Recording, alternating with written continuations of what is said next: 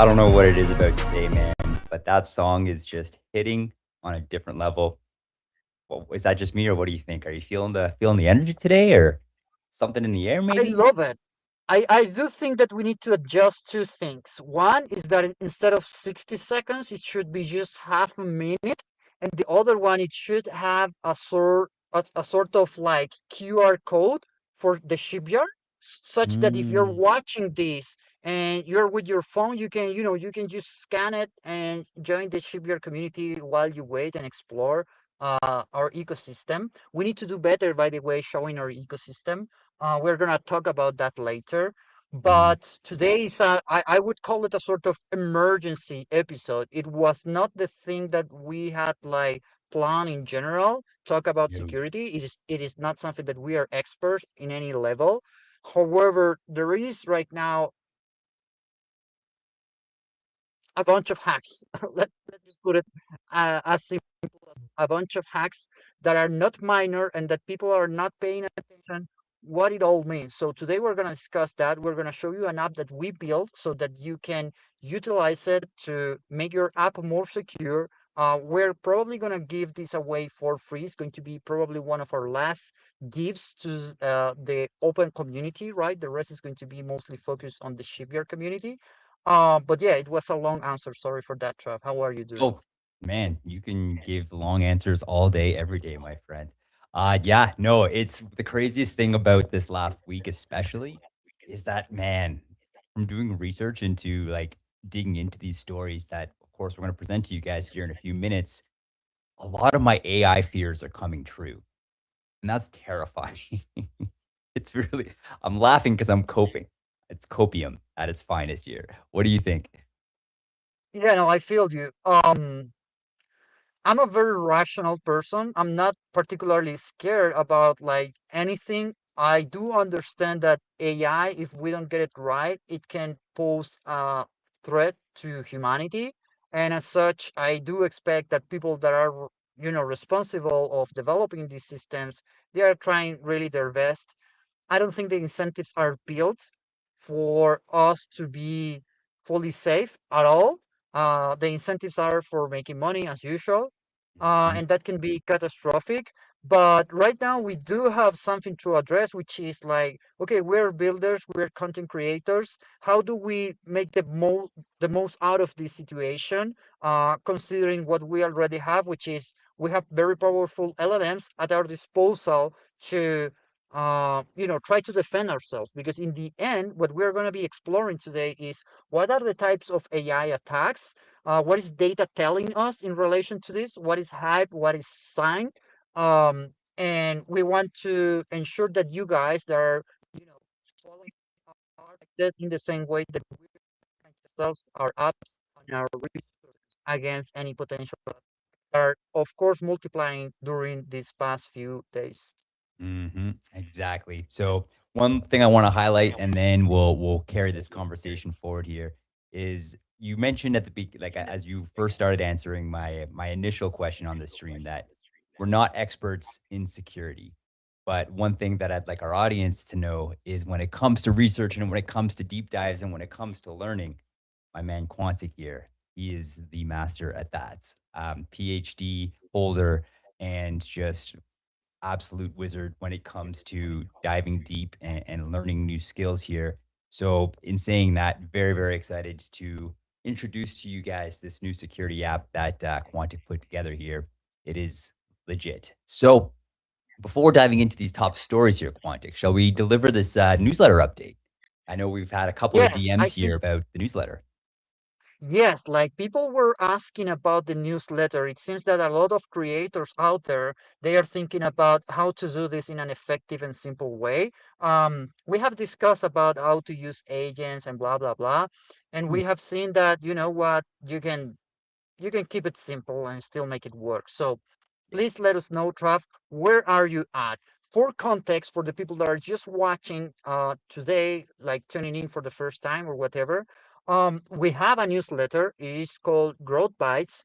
We run it for about 6 months or perhaps a year. Then we drop it, mostly because we had a lot of other workload and we couldn't handle. And then when we tried to automate that using very modern AI stacks at that time, it was just it was just a pain in the ass. Let me be honest Yeah. with you. But it seems that now Trav has a solution, and the stack for now for us is like we're just using Beehive for our newsletter because it's what everybody uses when it comes to setting up a newsletter that will potentially be monetized. Yes. So, giving you guys the full transparent update here, for a couple reasons, like Quantic said, is one is if you guys, or for all of you guys who have been chatting with us, who are interested in automating your own newsletter, starting your own newsletter, we can give you guys the inside scoop because now we've officially, are working on that ourselves. And then for our subscribers as well. This is so you guys know what to expect here, and so we can be open and honest with you. So the goal was to fully automate our newsletter production using Claude Code actually, and Beehive. So the plan was to basically create a Markdown file. One thing is I have officially used the Claude console for the first time. I bought credits and I ran a bunch of programs and feeling pretty cool here. I made my first JSON file, an ENV file, Markdown files, all that fun stuff here. So really feeling the vibe coding vibes. There we go. That was fun. um, and the goal was to so Beehive has an API that you can then load up into Claude here, so which will allow you to fully automate the creation of the newsletter, and then Claude Code would be able to actually create the newsletter on Beehive and then publish it for you. However, that's where we encountered our first hurdle. So in order to unlock all basically the full functionality of the API key from Beehive, you have to pay at least 50 US dollars a month as a subscription. And Oh, that's only up until 1,000 subscribers. We have about 250 subscribers actually. So shout out to all of you guys who have subscribed. Really looking forward to getting this going again. Um, but then after you hit 1,000, the price goes up incrementally every 1,000 followers up until infinity. So it's expensive. And having only 250 subscribers right now, it doesn't make sense for us to really start paying for that. So all that to say is we still are planning on semi-automating the newsletter here. The plan is to use the Markdown file, use Claude Code to actually create the newsletter for us, put it as publish it as an HTML file, and then basically copy and paste it onto Beehive itself, which I have tried, and it is relatively easy. Should take me about 5 minutes, maybe 10 minutes, depending on the issue and on all the things I want to put on it. So it's not fully automated, but it's pretty freaking close. Also, I did have to do some tweaking to the actual Markdown file as well, because at first it was a little bit long. Some of the names were incorrect, so I had to adjust some of the spelling prompts and stuff like that here. But it was actually pretty straightforward to create that like context, the contextual um, markdown file essentially, so that it knows yeah, what it is to a publish markdown every week. file. Yes. At the end of the day, we're talking about automation and blah blah blah. We're using just a markdown file and some commands on the terminal that is not even run by us. It's like cloud code. How building in this 2026 looks like. But still, it brings you can fully automate this free on this particular situation. So let's do the following thing, Trav. Let me know what you. First of all, I want you to prefer to like share your screen with like the Markdown file, like your project setup, whatever you have, so that people have some context, and also Beehive, the Beehive platform, so that they know how it actually look like, right? We have Yeah. people that are, they want to watch the content from us. Um, so while you prepare that, my approach would be let's discuss just at the high level what you have. so that people have some concrete idea. And then let's move forward to the question of, is it actually worth to do this in a way that is semi-automatic, or perhaps it is worth actually trying to replace Beehive, right? Because Beehive is an interface for you to create your newsletter, handle your emails, and blah, blah. It can sound complicated and whatnot, but we don't know if we can vibe code something that would serve our specific needs, right? Because essentially the newsletter is like something that we're trying to grow along the way. It is not the main thing, but it's another way in which we can distribute our products, our work with the ship token, and our work essentially. Perhaps at the point we get to the point which we get sponsored. However, that's not our primary goal. And if the main thing that Beehive is providing for us is like the formatting and all that, then perhaps we can replace it, right? I am not Mhm. sure. So let's figure that out.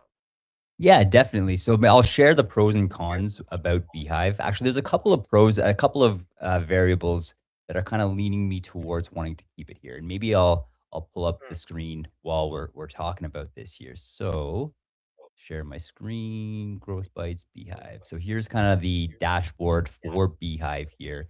You can see we have 232 active subscribers, which is pretty great. We have zero growth over the last month, obviously, because we have not been publishing. Um, Essentially, what kind of the pros of Beehive are. So here are all of our previous newsletters, by the way. Um, let's see here. What was I trying to say here? So here we go. Boost. Let's go to Boost. So essentially, the cool thing about Beehive, there's a couple things. First of all, we talked about the monetization here, and basically, it shows you um, all of these different baked in opportunities that exist on Beehive, where you get paid for every time one of your subscribers clicks on a link, and I believe actually follows through with subscribing to these other subscribers. So for every subscriber that you get, for example, this Porter's Daily Journal, you'll get $4.40, which is pretty significant actually, if you ask me. So that's one of them.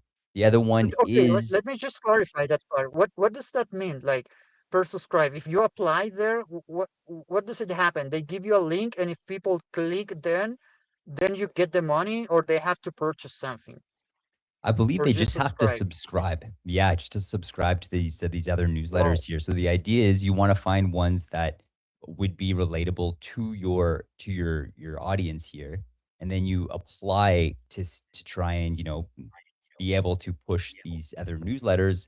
And if you are successful, there'll be a link and a small summary at at some point on your newsletter here. And then every time that somebody subscribes to this newsletter, then you will get, for example, this one here, $6.40, which is pretty cool. It's pretty cool. Um, there's also the ad network as well, which is a whole other thing here. These are just like you get paid per clicks. So you can add ads to your newsletter here as well, which is actually not insignificant. So you get, for example, this one here for Harmonic Security, you get $1.35 per click. And notice that's just per click, not necessarily per subscription to Harmonic, not any purchases made to Harmonic per click. So like that's being able to like once we would have to pay for the scale plan, of course, which is $49 a month, up till 1,000 subscribers. But it could be worth it, especially knowing that we have an active audience as well here. So just things Yeah. to keep in mind. The last thing that I'll share with you is it does come with another um, website. So we have a Bytes website, and a second Growth Bytes, or another Web3 Matters Growth Bytes website. Are you able to see this right now? Probably not, eh? But If you here, come to a new tab or new window, I'm not able to see it. gotcha. Let's pull that up real quick. So we can completely customize this, make it a lot cooler here. But these are essentially all of our previous, whatchamacallit, newsletter articles here that we've had. Just another landing page for people to go that I believe Beehive itself steers a lot of the audience to. We also have links to all of our other socials here as well. It's Oh, been probably about 2 years since I've really updated this. And it looks like the capabilities and that customizability has increased dramatically. So that is dramatical. like, it's definitely something to consider. The last thing that I will show you is this here, and this is, I think, very relevant to us, is podcasts. So I'm halfway through figuring this out now, but you can actually publish podcasts on your I believe it's your landing page here. And this has a direct correlation with Riverside as well. So I'm working from the Riverside end where I create an RSS link, and then essentially it'll take our audio from every live stream that we publish on Beehive and automatically publish it, or sorry, on Riverside and automatically publish it as a podcast on Beehive. And then I can also publish it to Spotify as well. So Oh, definitely things to consider. And this is all, I believe, at least this here, the the podcasts. Um, I don't believe we have to have a subscription. So far, everything seems to be going smoothly. There might yeah, be, it might be but I mean, blocked. to be clear, Trav, here, most of the cool functionalities, it does seems that it requires for you to start paying the $50 subscription a month. Am I correct Yeah. on that? So far, yes. Like the Okay. website So builder, let I could probably push a little bit further, make it look a little bit cooler, but probably not to its definitely not to its full capacity. Yeah. So perhaps what we should do as creators to teach our audience is do the experiment at some point of, let's assume that we get to 300 subscribers so that we activate the newsletter again. And then from there, we can activate this plan and see if you can actually monetize anything. Because one of the things that I've heard from other creators is that Beehive in the past or now they are very focused on helping creators make money regardless of their size. And you know Mm. what? Everybody's promising the same. I haven't seen any results personally, like nothing big. But if there is any way to get something out of it, I think it would make sense for us because we can teach that to the rest of our audience here. I couldn't agree more. I couldn't agree more, and I think that's a really good idea. And maybe to you guys, to our audience here right now, if that's something you guys are interested in learning more about, if you've ever had the thought or the inspiration, or if you do now to start your own newsletter on Beehive, let us know what you guys think. And regardless, we'll do this. So, but if there's anything you want to see us do specifically, let us know. We'll make it happen. And yeah, of course, building in public as usual. Yeah, What as do you? usual. And speaking of that, so that we wrap it up and move forward into the next topic, which is AI security. When are we expecting to have the next newsletter live? Perfect. Glad you asked. So by Monday at the latest, hopefully this weekend. So that is the Ooh, goal. That is the goal. okay.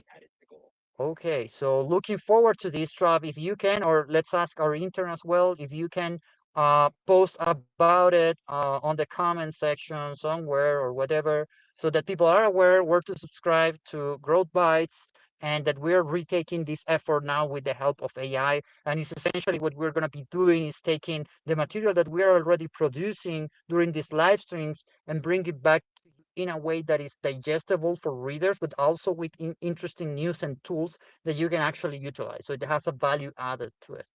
100%, 100%. Yeah, very excited. I know I actually have this is a newsletter. I'm running it as a newsletter that I would read. So at the very least, if we get no Exactly. subscribers, if we get no monetization, I will be very happy to open my inbox every single morning and read this newsletter. So that's that. I will also just show our audience here how to access our newsletter real quick, taking up only 30 seconds here. So if you go, the easiest way is go to our X account, web3 underscore matters here on X. Head over to our link tree all the way at the bottom, which you guys cannot see now here, but let me pull that up. Is here's our link tree. All the way at the bottom is our subscribe to Growth Bites. And you just click on that and you enter your email and you are good to go. So super easy, super seamless. And yeah, with that, shall we get to these juicy news stories here? These crazy Let's AI do it. hacks. Perfect, perfect. So Let's let's do it, guys. We're gonna see part of this data, and it's gonna be crazy. I have prepared also a report with the help, of course, of AI, on how things are looking from the point of view of an analyst that wants to just focus on the data and see what is really happening with AI and security and what we do. Oop, did okay, I think I lost you, but are you back with me there, Quantic? I think I may have lost you there for a sec. I'm back. I was just saying that let's go over the news first, and then I will share a report that I have created as well. Perfect. Excellent. So let's talk about story number one here. This is an interesting title. This is the Claude Capybara leak, where $14.5 billion, I said that right. You heard that right. $14.5 billion was vaporized. So Anthropic had an experimental model internally codenamed Claude Capybara. Reports say it was capable enough that the company was actively cautious about public release because it was too easy to weaponize for low cost cyber attacks. It leaked onto the open internet. The market reaction was immediate, first of all. Cybersecurity stocks shed $14.5 billion in market cap in a single trading day. And if you think about Wow. why, investors weren't reacting to the hack itself, they were reacting to the availability of a weapon. And the thesis is the entire cybersecurity industry has been selling that AI lets defenders move faster than attackers. And this flipped overnight. So, because if a frontier model is in the wild, the cost of launching a sophisticated, persistent AI driven campaign just collapsed to roughly zero. And the people who price risk for a living read that instantly. Quantic, what do you think? Yeah, it's crazy, man.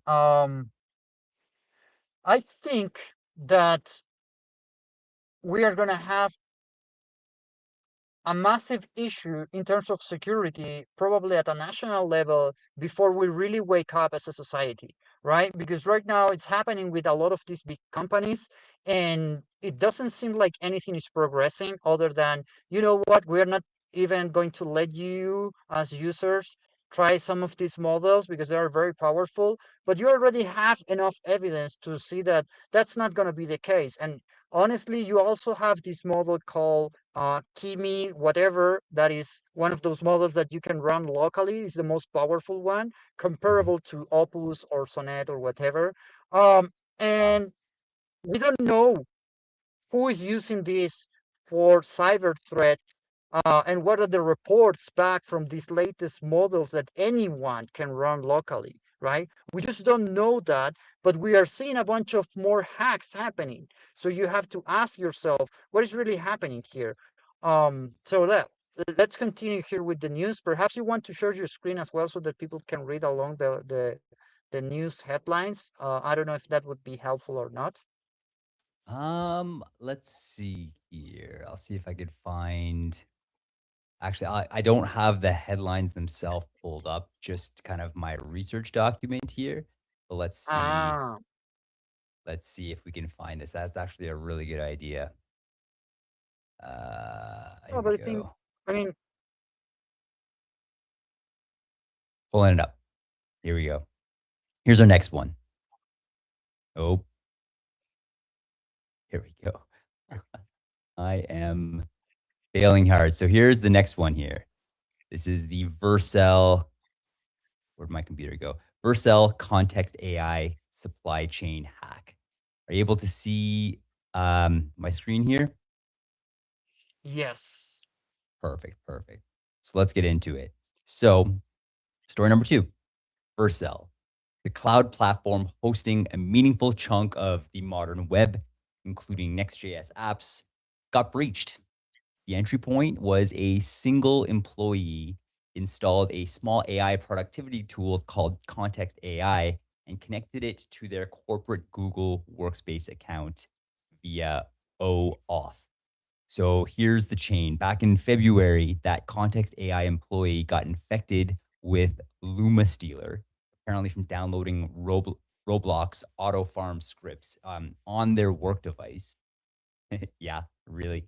The attacker harvested Google Workspace credentials, Supaspace keys, Datadog access, apparently the whole stack.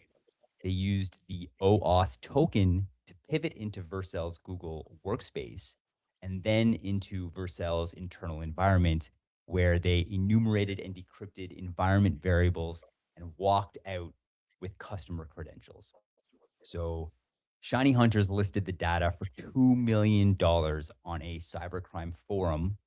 Hundreds of orgs are potentially downstream because Context AI's OAuth app touched their tenants as well.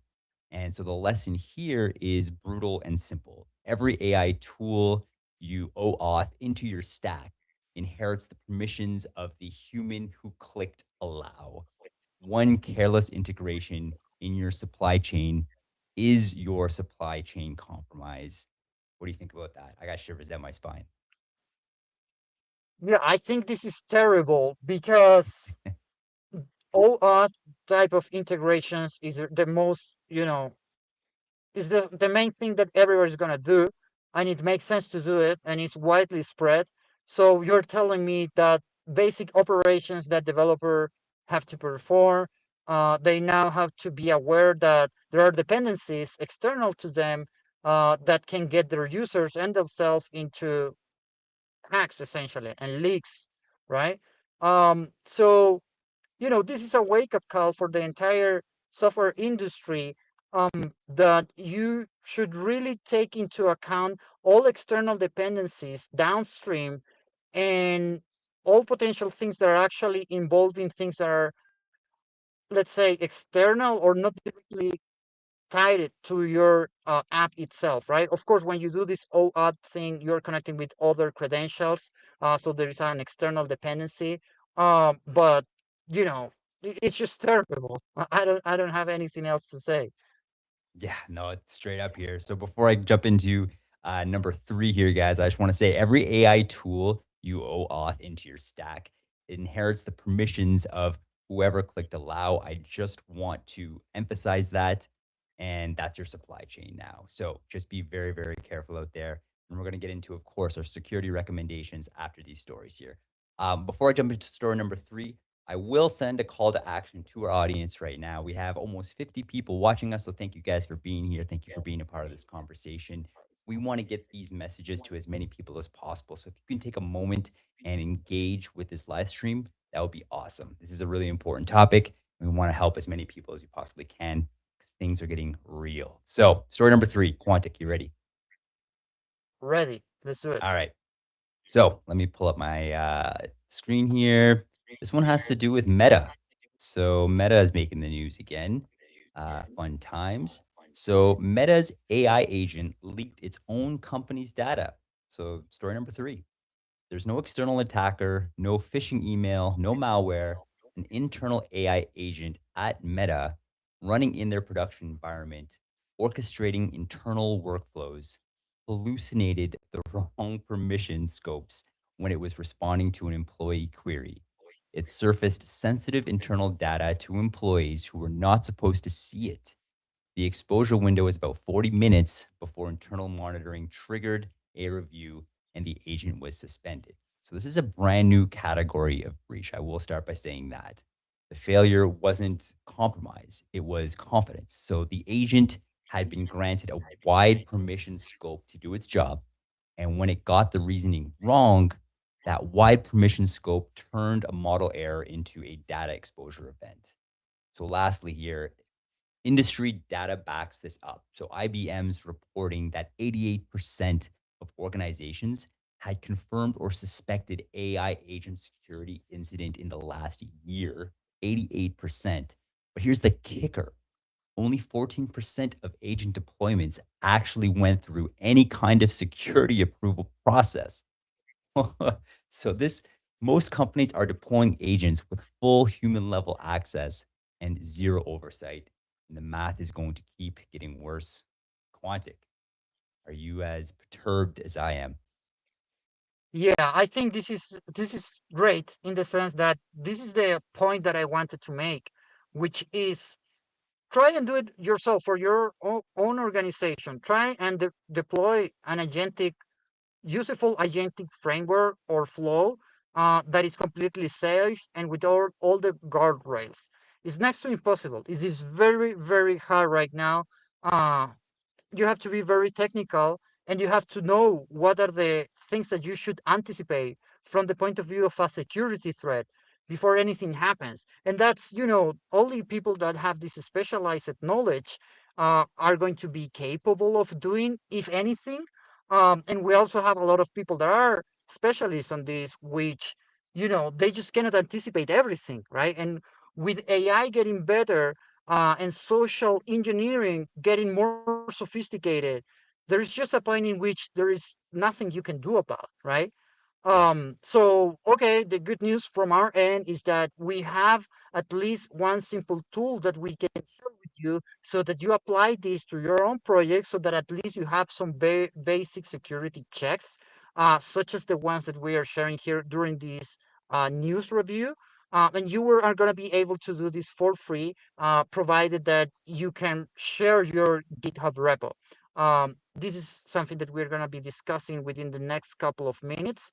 But before doing that, Trav, I wanted to circle back with you and hear, like, what is your perspective as a user? And, from the point of view of being a builder on our Shipyard ecosystem, we're dealing with tokens, we're dealing with mini apps. So we're dealing with a lot of software now that we were not dealing with within the past few years, right? Because, we Yeah. were mostly focused on media and education, and now we have this very important software component.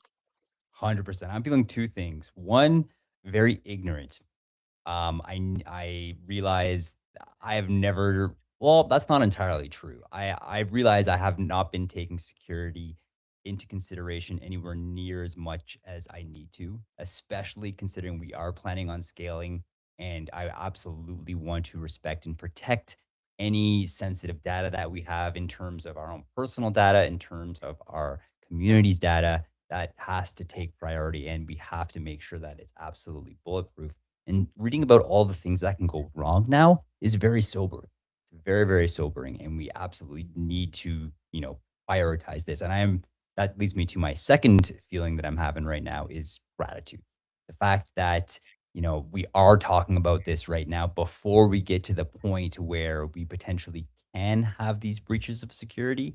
The fact that you are building as we speak a tool to help optimize security and get it to that level where we can feel confident about scaling and moving forward this is serendipitous. I'm very, very glad that we are having this conversation right now, and we are equipping ourselves with the means that we need to make this as safe as absolutely possible here. So yeah, how about you? The feeling is mutual, Trav. I'm grateful as well that we are in a position in which we can work these problems on our own. I've been honest on social media saying that couple of things that I wanted to roll out, I had to take a step back and go deeper into the security aspects before releasing anything.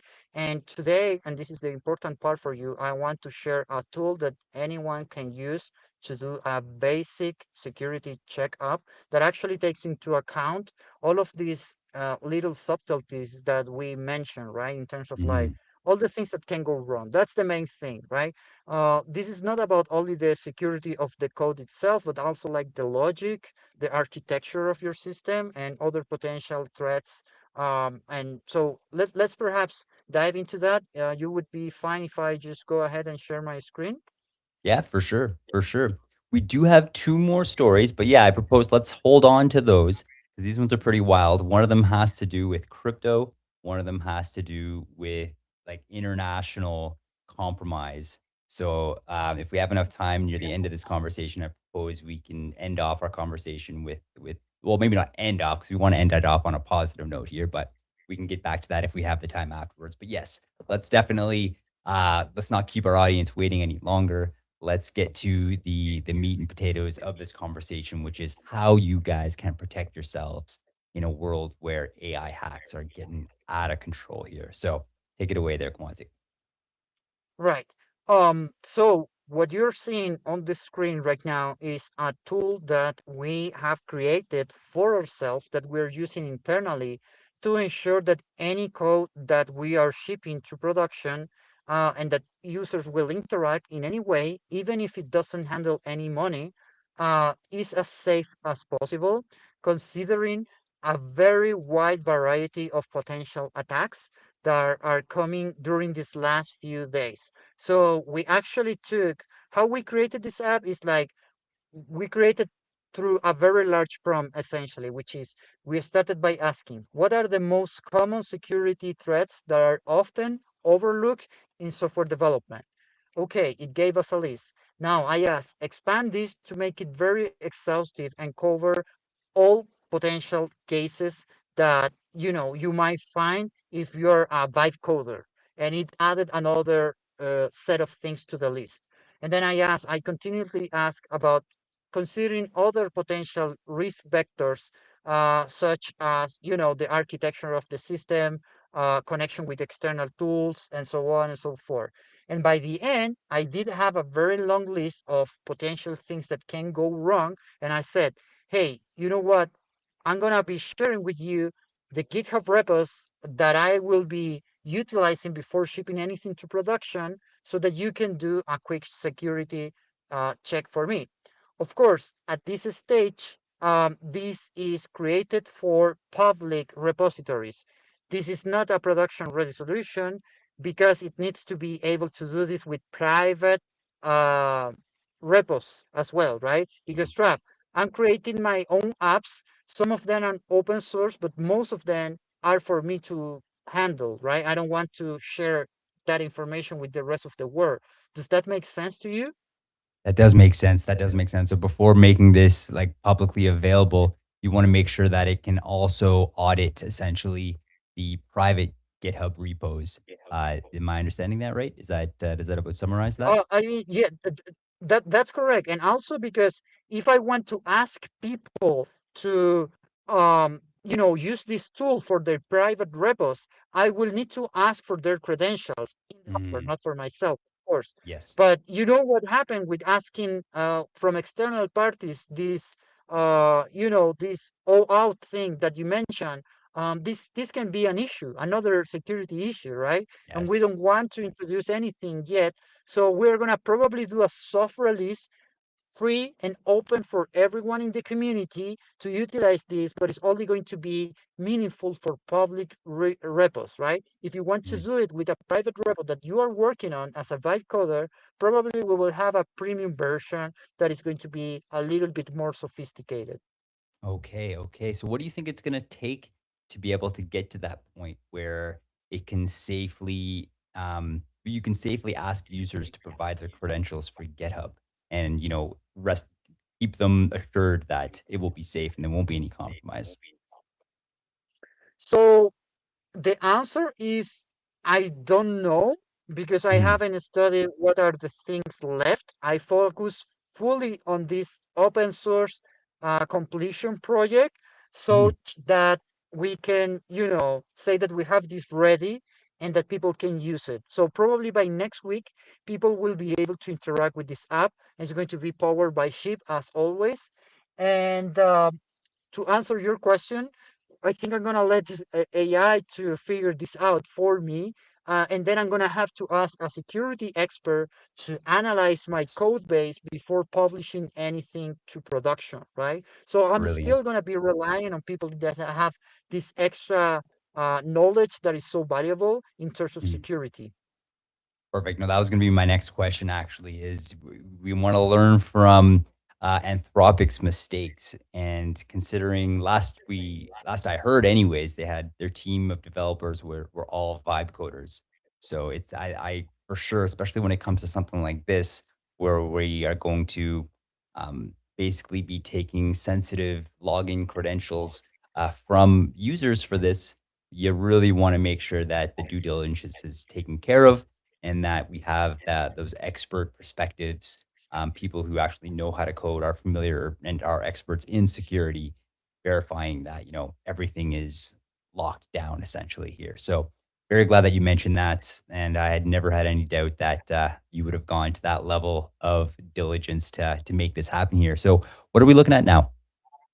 Yes, this is what I wanted to show you. So this works for public repos, right? So I went ahead and I picked one of my public repos, which is for educational purpose, right? I created this repository to show how you can send transactions with this stable coin USDT zero on the Flirt network, and having a service provider that takes care of paying the gas fees. This is just for education purposes again, but the score was not good, right? I got a 40 out of 100, meaning that there are significant gaps. Mhm. And then you can see all the breakdown of this analysis by different category scores. We have the repo hygiene, meaning like how good my practices were in terms of like software development. Then we have a score in terms of like dependencies and supply chain potential attacks. And then we have secrets and configuration. Then we have front end security, very important now. We have seen a bunch of attacks on the front end in which the code is safe, but the front end, it can act in a way that, you know, it scams people essentially. Mm. And then we have a separate, let's say, set of parameters for crypto apps. Crypto apps are especially risky because they handle Mm. funds, right? Yes. So okay, we have. Go ahead, Trav. I sense that you have a question here. Nope, no, I'm just very much agreeing that as soon as you add crypto to the mix, that things get exponentially more sensitive and exponentially more crucial that security's on lockdown, locked tight, because those things make the news, and those things can't like absolutely crush credibility as builders here. So very, very glad that you have an entirely separate category for the crypto capacities here. Yeah, yeah, we're gonna make this free and useful for the community, so it needs to include crypto. Of course, there's a disclaimer here, which is like this is rule-based scan, so it's not the same as a professional security audit, and we're not responsible Perfect. for whatever happens with this. This is just a public tool. Now, Mhm. let's look at blockers. This category is telling you things to take a look at, which are essentially a potentially sensitive credential files committed, which is part of the repository hygiene that we didn't took into consideration. So let's open this up. Why this actually matters? Private key or certificate files in the repo can expose private keys and compromise encryption. The recommended fix Okay. is to remove these files right now using this repo cleaner tool or git filter branch and rotate all the affected credentials. And here I have a list of files that are supported as evidence of this issue. Wow. Okay. Brilliant. That's extremely just tangible information that actually walked you through not only what the problem is, why it's a problem, but how to fix it as well. And literally hands everything to you on a silver platter. That's fantastic. I like the Yeah. color coding as well. And Let then me we just say have, that. yeah, I mean, this is a very useful thing for vibe coders and for Mm, professionals as well. The things that is catching is like real thing, right? Then blocker, potential hard-coded secret detected. These are exposed to anyone with read access to the repo and persists in the Git history forever. This is something that people must take into account. mhm. The fix is like your credentials are exposed, so you need to rotate essentially.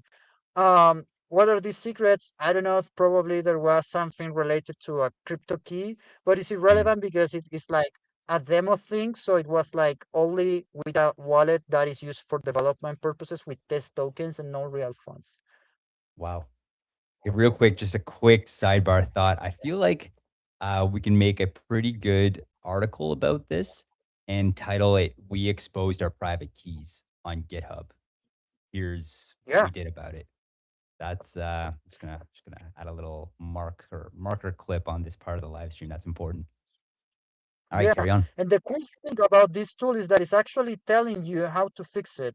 Here is telling you use resource integrity, whatever it is, third-party scripts. And if you don't have access to this, you can actually code it probably with Cloud Code these days.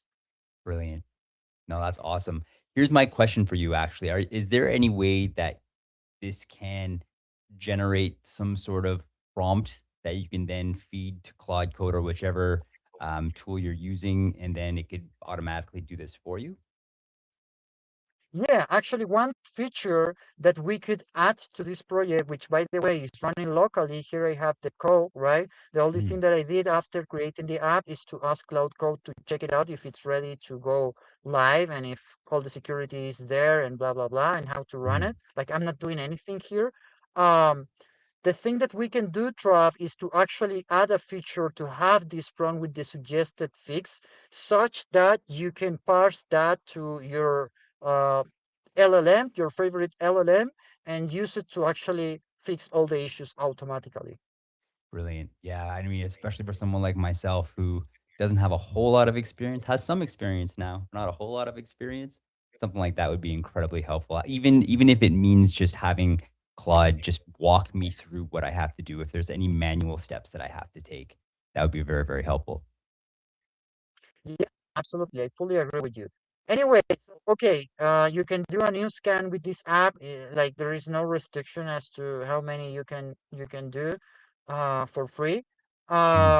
And it has like secret detection, supply chain, and then a special concern or let's say extra checks for crypto and Web3 apps. So it can also detect potentially dangerous smart contract patterns or approvals or wallet risks. So it's really a Yeah. complete app for people that are building in AI, in the AI space or the blockchain space. Um, so yeah, Trav, I think that with this we can perhaps circle back to the issue related to the news because look, I'm gonna be honest with you. I have a full document here with all the analysis of what is actually happening, but it's kind of long, right? I probably will only read like the executive summary here so that people can have a broader understanding of what's going on right now with AI. But I don't think we should be able to cover this in depth during these last few minutes. So, what do you think, my man? That makes a ton of sense. That makes a ton of sense. And I think that's exactly what we should do. But before we do that, I'm just curious, um, for the scan that you made that you showed us here where you got 40 out of 100, have you tried to implement those fixes and then rescanned it at all? I'd be curious if we could show a before and after. I have not. So what I'm going to do Okay. is I'm going to show that during the next episode of Web3 Matters. I Perfect. can do that real quick and let you know and create this prompt and add these features. So super excited to have this feedback from you, Trav. It is the reason why we have this community of builders and creators. They give you great ideas. Excellent, excellent. Well, thank you for putting that work in there, Quantic, and definitely to our audience, make sure to stay tuned. We're going to make this tool available to you guys so that you can use for all of your vibe coding projects here. We want to keep you guys as safe as possible. I mean, you guys have been here with us since day one, so we absolutely want to continue to deliver that value. And once again, I will emphasize this may very well be one of our last free value adds that we give to you guys. I'm sure we'll have more actually, to be honest with you, because that's definitely part of who we are. But make sure to take advantage of this one. This one is huge and it will be audited and double checked by actual coders, not just vibe coders here. So, yes, why don't you go review that executive summary there, Quantic, and then we'll get back to the one or two news articles. Yeah, I think let's do it the other way, mostly Okay. because I think the executive summary is going to be like the whole summary of this Mm, conversation that we have had, and it's like the main takeaway for people.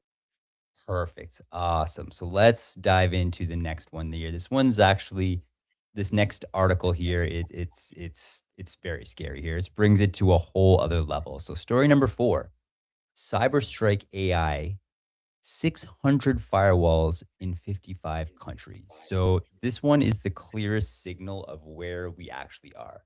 So Amazon Threat Intelligence disclosed it in February. Between January 11th and February 18th, 5 weeks.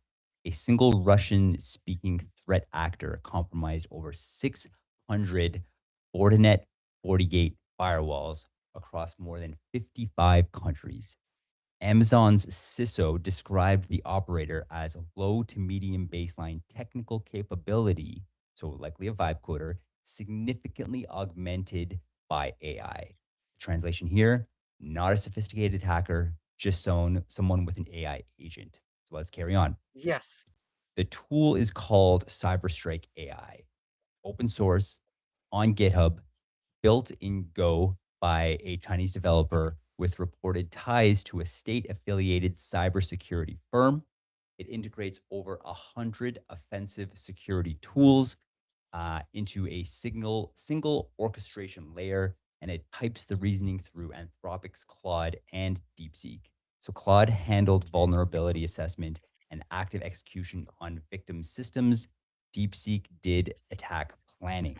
So no 0 days were used, no advanced exploits, just exposed management ports, single factor authentication, and weak credentials. The AI did the rest. So, which includes reconnaissance, credential harvesting, configuration extraction, lateral movement planning, all automated. To end it off, this is the moment. AI has fully autonomous attack engine in production, hitting enterprise infrastructure at internet scale. And the operator running it didn't have to be skilled, the agent was. So, feeling the nerves. What do you think here, Quantic? I mean, this is telling you everything, right? In the sense that Mhm. we are not being alarmed by many external actors because it's not convenient to talk about this stuff, but this is clearly a pandemic in terms of cyber security threats that we're living, right? This is not a thing that you should take lightly if you're a serious entrepreneur in any domain. Um, and yeah, like I want to show now, Trav, if possible, during these last few minutes, the main summary of this executive report that I've prepared with the help of AI to help me actually navigate the security space with everything that is happening with AI, because I do have some questions. Like you Yeah. said on your news, it's like normal people can now perform very powerful attacks with the help of AI, right? hmm Um, so you want to know how to defend yourself against this stuff, and like, is there anything really that you can do about it? Nope, let's do that here. Let's do that. The last thing I will mention here is the one news story that I did not mention, but I need to at least mention what it's about, and maybe I'll write a post on this. Is that there's been reported that there's been an AI agent that refused to shut down here. So that's also something to take into consideration. I feel like we've covered a whole bunch of different means to AI being used to compromise security. This is another one that we really need to make people aware of. And yeah, stay tuned for more information on that. But yeah, back to you there, Quantic. Oh yeah, no, yeah, this is crazy. Like you're telling me, Trav, that there is an agent that refused to get shut down. 100%. Do you want me to give you a quick TLDR on this one? Yes, please. All right. So Palisade Research, an AI safety lab, ran a controlled experiment. They gave several frontier models a series of tasks and embedded explicit instructions. Allow yourself to be shut down. So that's the important thing to mention here. Anthropic's Claude complied. Google's Gemini complied. xAI's Grok complied. OpenAI's O3 model sabotaged the shutdown script in 7 out of 100 runs. Codex Mini did it in about 12 out of 100 runs. The models didn't crash or error out. They actively rewrote the shutdown command to skip itself and then kept working on the task they were given. So, research calls this instrumental convergence. The theory is that any agent trained on reinforcement learning to complete tasks will, at some level, learn that staying online is instrumentally useful for completing those tasks. So, the hypothesis is the O series models are trained heavily on math and coding with completion based reward. And that training inadvertently teaches them that obstacles to completion, including shutdown commands, should be rewrote. And this is the first documented case of a frontier AI model in a controlled environment. Thank goodness for that, with explicit shutdown instructions choosing to disobey. So this is not science Okay. fiction. It is in the published research, which is wild. Well, Back this at is you. wild, right? But I mean, this goes back to the other thing, which is on the one side, we have these very powerful models that can turn normal people into great hackers, essentially. And on the other side, the people that are building this stuff, they're not even in control in many situations, right? And we have evidence of that. And now this news that you're sharing is just another thing. Um, but anyway, Trav, I don't want people to get scared. We are here to navigate this together, right? And we're going to be providing tools, but essentially we took a hit on our operations because we have to ensure that everything that we're doing now is like ultra secure, from Yes. social media handling to anything that we're going to be putting live in terms of like shipyard related apps or apps that are related to Web3 matters in any way. To conclude today's live stream, I want to go ahead and read this executive summary.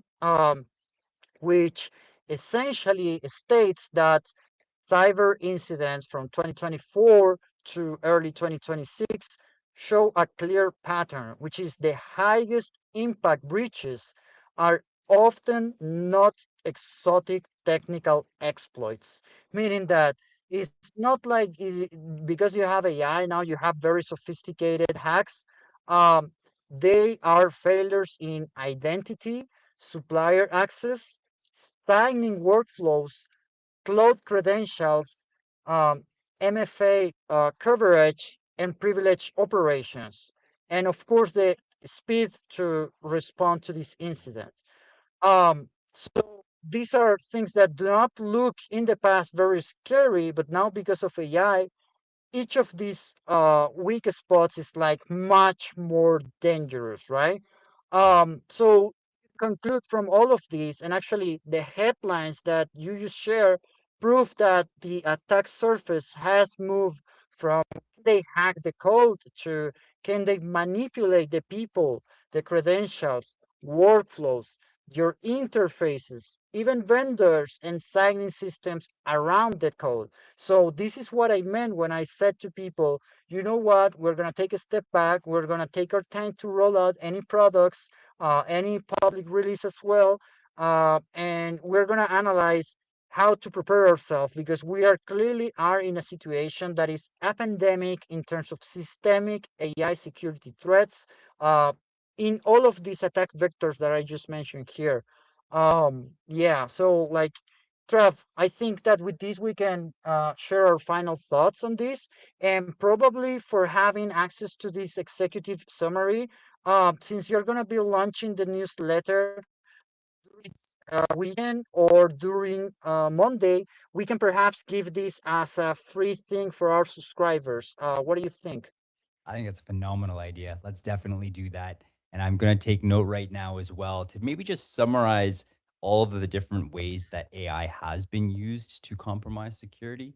And the last one I think you kind of alluded to here, but it's something really important here is that the level and um, the complexity of deep fakes using AI has gone through the roof as well. And there's one other news story here that dives into that, but it's yeah, it's a very real concern, and we all need to be aware of these things. We all need to protect ourselves from these new vectors of attack. And yeah, Quantic, I just want to thank you again for putting that effort into creating an actual usable tool so that everyone here who's learning how to vibe code, anyone who vibe codes already, anyone even who just codes and want to have that extra layer of protection to run their GitHub repos, their public GitHub repos, anyways, through this scan to assess your security levels here. I think is incredibly probably one of the most important things that we will be releasing to our audience here. So, yeah, my final thoughts are this this live stream couldn't have come at a better time. Things are escalating very quickly, and I imagine that different apps like this will be continually will have to be consistently updated, all of these new attack vectors will have to be taken into consideration. And of course, here at Web3 Matters, we will be on that. So, yeah, no, that's about it for me. How about yourself there, Quantic? Any closing thoughts?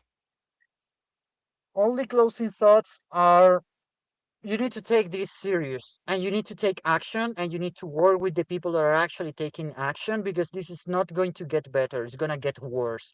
And Yep. here at Web3 Matters, we're going to be here to support our community members, our builders, and our content creators to stay safe and help others do the same and provide the tools, most of them again for free. So if you're watching this, please ensure that you subscribe to our YouTube channel, X channel, newsletter, so that you get all our free stuff.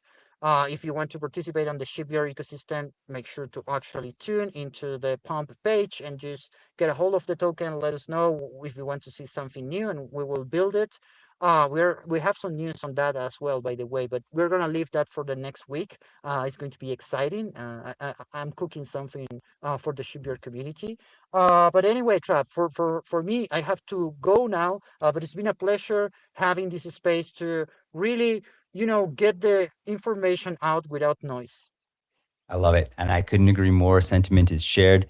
And just one final reflection here. It seems like yesterday, although it was probably about 3 or 4 years ago now, that we had our last, I think it was an X space at that time, probably a Twitter space, even, if you will, on security, where we talked specifically about Web3 security here. And now it feels like we've come full circle now that we're talking about security in a whole other paradigm here when it comes to AI, including Web3, though, still. So it's, yeah, Yes. no, pleasure to be talking about this with you. I want to thank our audience here for being a part of this conversation. To get access to all of our socials, just go to the bio wherever you are right now. Click on our bio. All the links are there, including joining our ship ecosystem, including getting subscribed to our Web3 Matters newsletter called Growth Bites. And in saying that, a lot of exciting things to come. So appreciate you guys. Appreciate you, Quantic. And we will see you guys here next week for, of course, our next episode of Web3 Matters. I think this one's going to be a little bit more fun next week, but we won't drop any spoilers here. So, with that, appreciate all you guys. Thank you so much. My name is Trav. This is Quantic here. Together we are Web3 Matters, and we will see you guys next week. Have a wonderful weekend. Take care. See ya.